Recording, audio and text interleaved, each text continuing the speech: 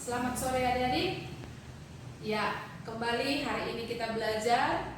Today is Monday. Hari ini hari Senin, Monday tanggal 23 bulan Maret 2020. Dan kita kembali masuk ke pelajaran bahasa Inggris mengenai linking verb, linking words. Seharusnya ini disatukan dengan conditional sentence yang sudah dikirim oleh Miss Tiara.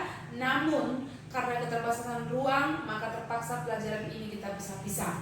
Hari ini adik-adik, linking words. Apakah yang disebut dengan linking words? Nah, kita sama-sama melihat mind map-nya. Di mind map ini, kita mau belajar mengenai linking words. Apa definisi linking words? Bagaimana jenis-jenis dan penggunaannya? Dan seperti apa contoh-contohnya? Kita akan belajar di hari ini. Yang pertama, definition.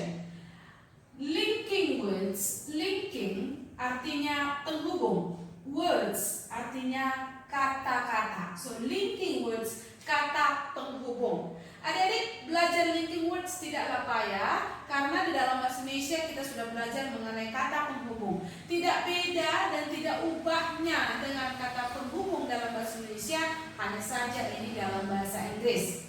So, kita lihat apakah yang disebut dengan linking words. Linking words adalah kata-kata yang menghubungkan antara satu ide dengan ide lainnya di dalam kalimat atau teks. Jadi adik-adik, apabila kamu ingin berbicara atau menulis sebuah teks, maka perlu ada ide-ide. Nah, penghubung antara ide yang satu ke ide yang lain harus ada kata-katanya. Itulah yang disebut dengan linking words, ya. Nah, sekarang kita lihat jenis-jenis dan penggunaan linking words dalam teks. Jenis yang pertama adalah addition. Addition untuk menyatakan penambahan informasi. Apabila kamu ingin menyatakan penambahan informasi, maka kata penghubung yang digunakan adalah also, again, as well as, besides, dan lain sebagainya. Boleh kamu pelajari sendiri, mengingat keterbatasan waktu dan ruang kita. Dan kalau ada kata-kata sulit, boleh kamu langsung cek di kamus meaningnya, ya. Yang kedua, jenis yang kedua adalah consequence atau result, yang menyatakan akibat atau hasil, yaitu accordingly, as a result, consequently, for the reason, and etc. dan lain-lain. Boleh kamu pelajari kembali juga. Number 3, generalizing, menyatakan hal yang umum atau secara umum. Umumnya, seperti biasanya begitu. As a rule, bahasa Inggrisnya as a rule, as usual, for the most part, generally, dan lain sebagainya. Dan nomor 4, exemplifying, menyatakan pemberian contoh. Di antaranya simply, especially, for instance, for example, ya, in particular, dan lain sebagainya. Yang kelima, menyatakan illustration atau menyatakan pemberian gambaran atau contoh nyata. For example, for instance, for one thing, and etc. dan lain-lain. Adik-adik, number 6, emphasis, emphasize, menyatakan penekanan atau perhatian terhadap sesuatu. Above all, simply, with attention to, and etc. Pelajari lagi. Number 7, similarity, menyatakan kemiripan. Comparatively, coupled with, correspondingly, dan lain sebagainya. Number 8, exception, menyatakan pengecualian. Aside from, besides, except, dan lain sebagainya. Number 9, menyatakan contrast and comparison, yaitu menyatakan hal yang berlawanan dan perbandingan. Contrast, by the same cake and conversely, dan lain sebagainya. Number 10, sequence atau order, yang menyatakan rangkaian kejadian.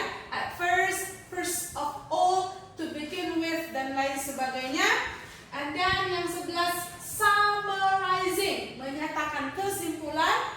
After all in all things considered briefly, dan lain sebagainya. Diversion, nomor 12, diversion, menyatakan pengalihan. By the way, incidentally, dan lain sebagainya. Number 13, direction, menyatakan arah. here, there, over there, here, dan lain sebagainya.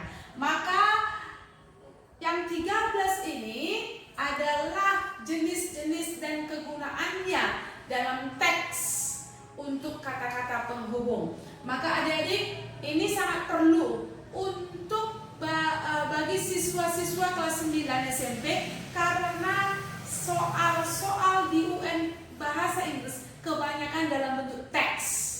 Jadi ini sangat perlu kamu harus ketahui. Kamu tidak mengetahui ini, kamu tidak mempelajari ini, kamu tidak sering bertemu dengan kata-kata penghubung ini, maka soal-soal teks yang ada di UN akan sangat sulit bagimu untuk menjawabnya. Jadi ini hal penting ya, terutama dalam UN. Nah, kita lihat dalam contoh.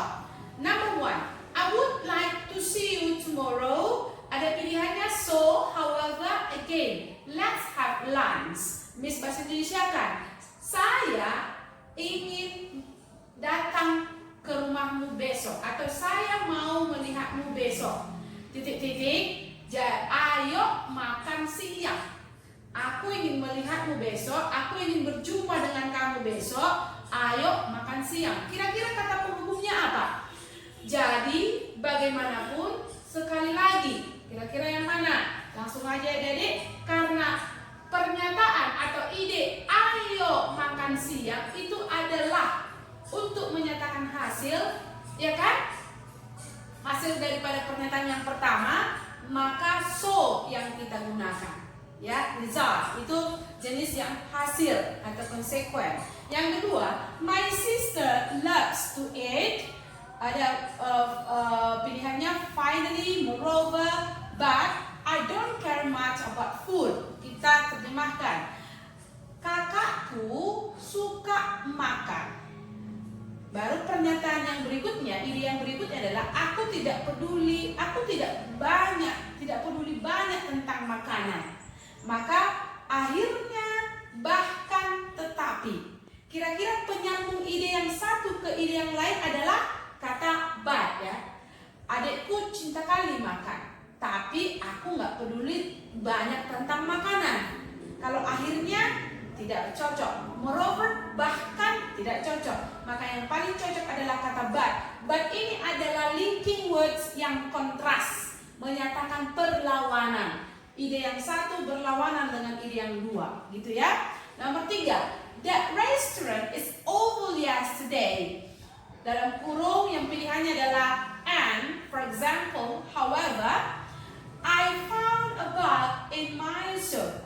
Ya, ide yang satu adalah restoran itu buruk kemarin, jelek kemarin. Titik-titik, saya menemukan sebuah binatang kecil di sop saya. Kira-kira dari dan contohnya bagaimanapun, apa yang cocok menjadi kata penyambungnya atau kata penghubungnya, yaitu contohnya. Jadi ide yang kedua ini merupakan contoh dari ide yang pertama, ya. Jadi jenis yang kita ambil di situ adalah exemplifying. Kira-kira begitulah adik-adik belajar mengenai linking words dalam sebuah teks. Maka nanti akan dikirimkan link yang berhubungan dengan linking words juga. Lalu yang kedua misalkan kirimkan kuis dan empatinya. Selamat mengerjakannya di rumah. Enjoy yourself. Happy study. Siswa Iji, sukses.